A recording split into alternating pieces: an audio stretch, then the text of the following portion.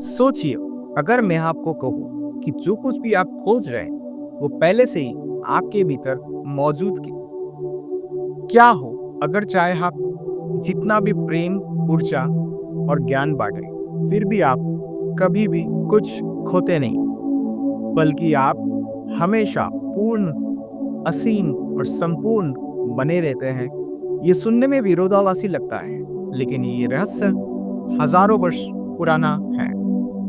यह रहस्य एक दिव्य श्लोक में छुपा हुआ है, और वो है ओम पूर्णमदः पूर्णमिदं पूर्णात् पूर्णमुदच्यते पूर्णस्य पूर्णमादाय पूर्णमेव अवशिष्यते।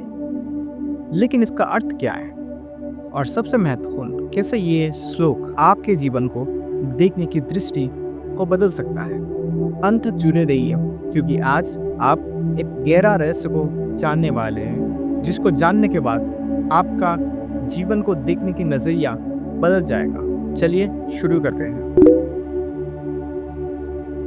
ओम पूर्णमदः यानी वह पूर्ण है, यानी परम सत्य, ब्रह्मांड, ईश्वर या फिर परम चेतना, उसे पूर्ण कहा जा रहा है। पूर्णमिदं ये भी पूर्ण है, यानी हमारे ये संसार, हमारा जीवन या फिर हमारा अस्तित्व।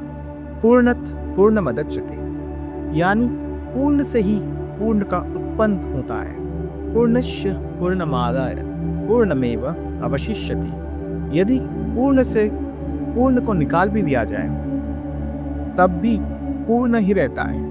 ये कैसे संभव है, इसे कुछ वास्तविक उदाहरण से समझते हैं।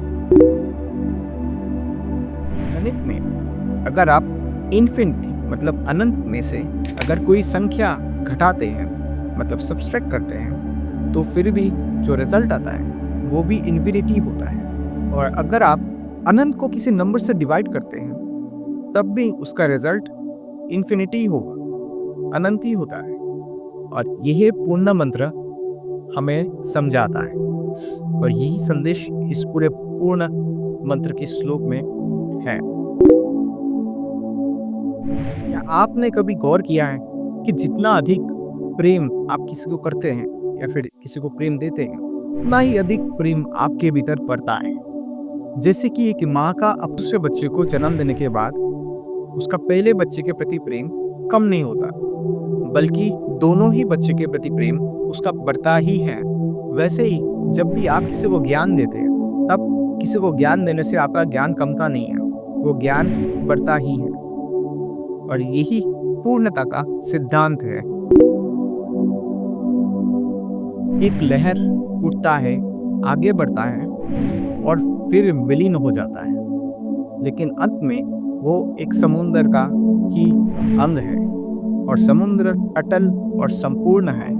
इसी तरह लोग आते जाते रहते हैं, लेकिन अस्तित्व हमेशा पूर्ण रहता है। हम भी लहरों की तरह आते हैं और जाते हैं, लेकिन अगर गौर से देखें, हम में और समुद्र में कोई फर्क नहीं है, क्योंकि लहर भी समुद्र का ही एक हिस्सा है।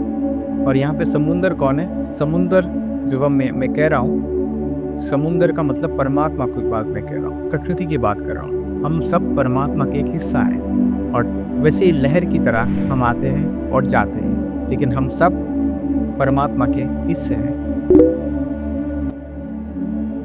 आधुनिक विज्ञान भी इस विचार का समर्थन करता है।